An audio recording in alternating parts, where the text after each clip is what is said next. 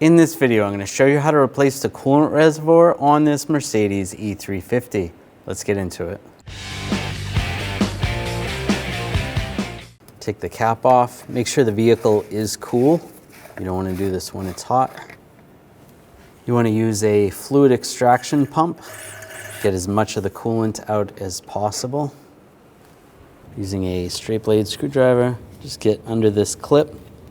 Just pull this clip up. We're going to pull that line off. I'm just going to push that clip back on and just set that aside. You could have some coolant coming out of there, so try to keep it from tipping down. There's a push pin right here. I'm just using a Phillips head screwdriver. Sometimes you can twist this, or you might just need a trim tool. Just get underneath it. Pop it up.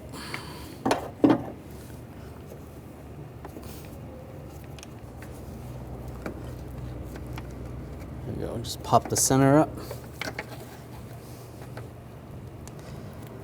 Slide that out. Grab the reservoir, we'll slide it up. Disconnect the connector right here. Just push down on the tab. Slide that off. And we can see the hose right there. I'm just going to use some hose clamp pliers. Just try to wiggle that down.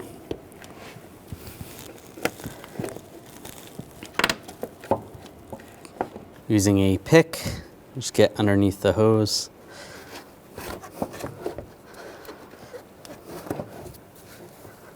Just go all the way around if you can. Just loosen up the hose. Sometimes you can grab it and twist it. Just twist it back and forth.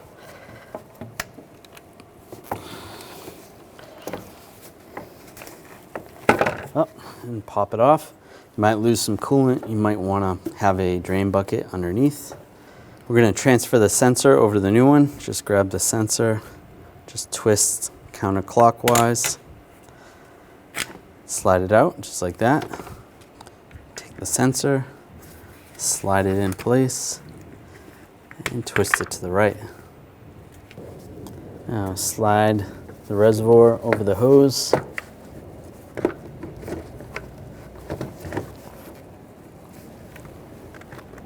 All right, that's all the way on. Now we're going to move the hose clamp. I am going to use more cable type hose clamp pliers. Makes it a little easier. There we go. Just squeeze that. Slide that in place.